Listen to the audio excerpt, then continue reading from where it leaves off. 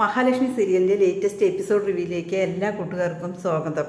അങ്ങനെ സീമന്തിനി കരഞ്ഞുകൊണ്ട് മേഘനാഥനോട് പറയണം, മോനെ എന്താ ചെയ്യുക മോനെ, എല്ലാ കാര്യങ്ങളും അറിഞ്ഞു കഴിഞ്ഞു. ദുർഗയും അതേപോലെ തന്നെ ഉണ്ണിയും എല്ലാവരും അറിഞ്ഞു. ഇനി എന്താ ചെയ്യുക, നമ്മൾക്ക് ജീവിക്കാൻ ഇനി എന്ത് ചെയ്യും? കണ്ണൻ തന്നിരുന്ന കാശിനി തരില്ല. എത്ര നന്നായി ജീവിക്കാമായിരുന്നു. നിൻ്റെ അനിയത്തിയുടെയും കാര്യം ഇനി എന്താവുമെന്ന് എനിക്കറിയില്ല.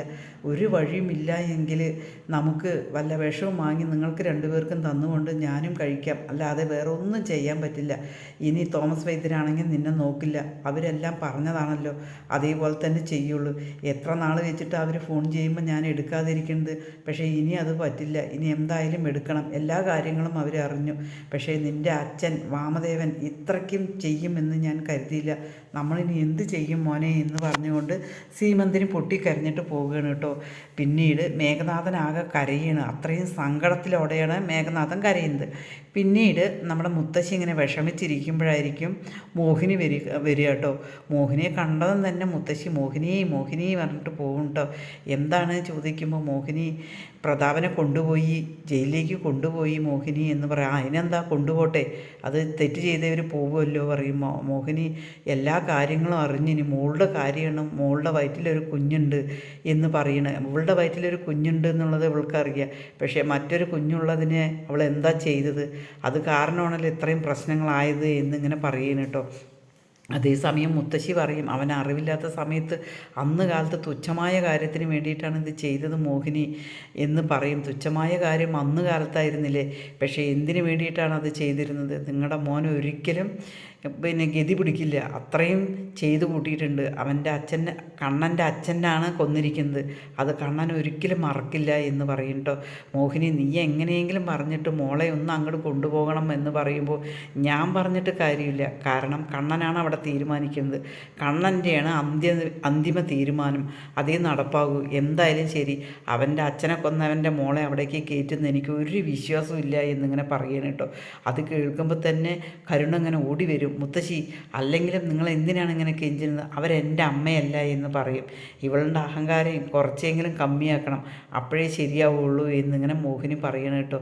പിന്നീട് മുത്തശ്ശി കരഞ്ഞുകൊണ്ട് പറയുന്നുണ്ട്, മോഹിനി നീ എങ്ങനെയെങ്കിലും മഹാലക്ഷ്മിയോട് മഹാലക്ഷ്മിയോട് പറഞ്ഞിട്ട് നീ എങ്ങനെയെങ്കിലും വേണമെങ്കിൽ ഞാൻ നിൻ്റെ കാല് പിടിക്കാം മോഹിനി എന്ന് പറഞ്ഞിട്ട് മുത്തശ്ശി ഇങ്ങനെ കരയാണ് കേട്ടോ മോഹിൻ്റെ അടുത്ത്. മോഹിനി പറയും, എനിക്ക് പറയാൻ പറ്റില്ല, അതുകൊണ്ട് ഞാൻ പറയൂല എന്ന് പറയും. അതേസമയം കരുണ പറയും, വേണ്ട, എനിക്ക് വേണ്ടിയിട്ട് ആരും ഒന്നും ചെയ്യണ്ട എന്നിങ്ങനെ പറയണം. മുത്തശ്ശി കെഞ്ചും വേണ്ട എന്ന് പറയണം കേട്ടോ.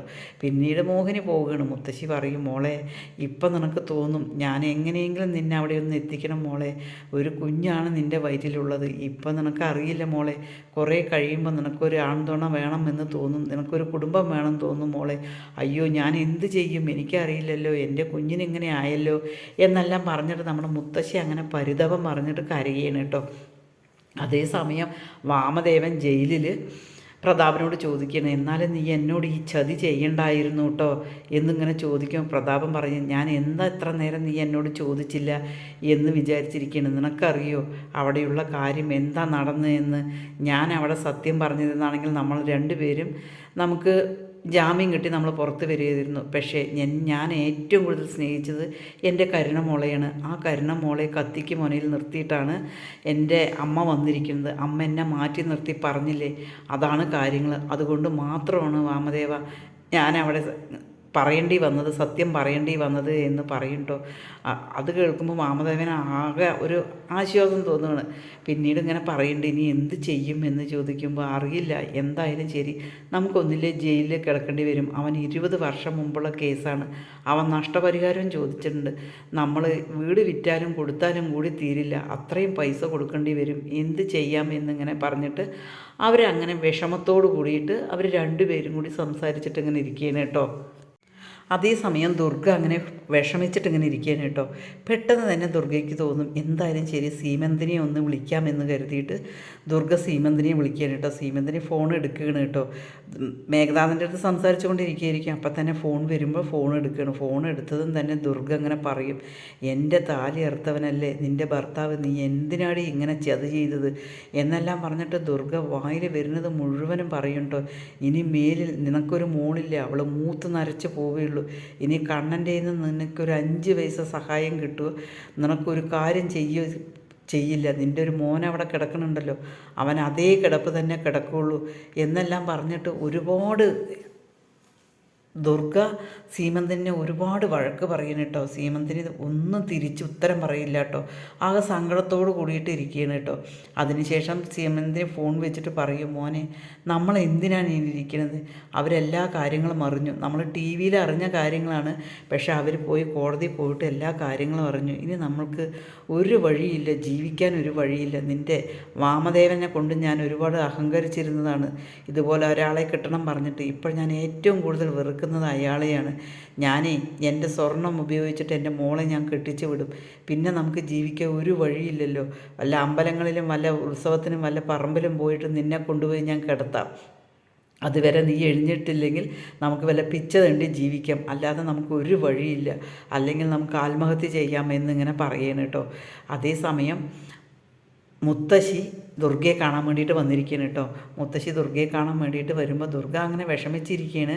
വന്നതും വാതിൽ തുറന്ന് നോക്കും മുത്തശ്ശിയാണ്.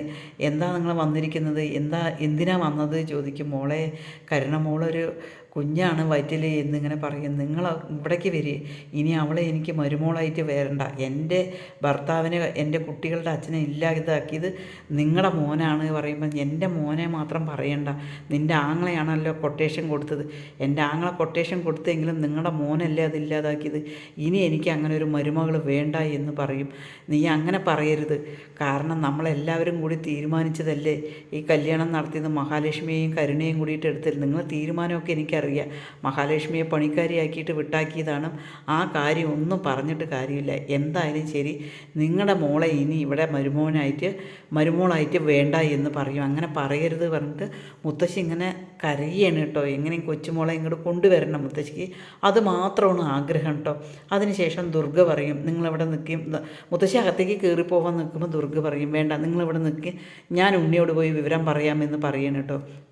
അതിനുശേഷം ദുർഗ പോയിട്ട് ഉണ്ണിയോട് പറയും, മോനെ മുത്തശ്ശി വന്നിട്ടുണ്ട് പറയും. അവരെന്തിനാ വന്നിരിക്കണം, ഒരിക്കലും അവരെ അകത്ത് കയറ്റരുത്, നിൻ്റെ അച്ഛനെ ഇല്ലാതാക്കിയവരാണ് അവരുടെ കുടുംബത്തോട് കൂടിയിട്ട് നമുക്കിനി വേണ്ട, അവളുമായിട്ട് ഒരു ബന്ധവും വേണ്ട എന്ന് പറയും കേട്ടോ.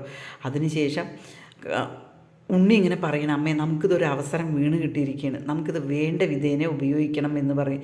നീ എന്താ മോനെ നീ പറയണത് എന്ന് ചോദിക്കുമ്പോൾ അവരെ ഞാൻ ആണും പെണ്ണും കെട്ടവനാണ്, ഒന്നും കൊള്ളാത്തവനാണ് എന്നെല്ലാം പറഞ്ഞ് എന്നെ ഒരുപാട് അപമാനിച്ചിട്ടുണ്ട്, ഞാൻ തലതാത്തി മാത്രമേ നിന്നിട്ടുള്ളൂ, പക്ഷേ എനിക്കിപ്പോഴൊരു അവസരം കിട്ടിയിരിക്കുകയാണ്, ഞാനത് വേണ്ട വിധേനെ ഉപയോഗിക്കുക, അമ്മ ഒരിക്കലും ഇങ്ങോട്ടേക്ക് വരരുത്, അമ്മ ഇവിടെ തന്നെ റൂമിൽ നിന്നാൽ മതി എന്ന് പറഞ്ഞിട്ട് ഉണ്ണി ഇങ്ങനെ പോകണം കേട്ടോ. ഉണ്ണിയെ കണ്ടിട്ട് മുത്തശ്ശി ആകെ സങ്കടവും വിഷമത്തോടും കൂടിയിട്ടാണ് നിൽക്കുന്നത് കേട്ടോ.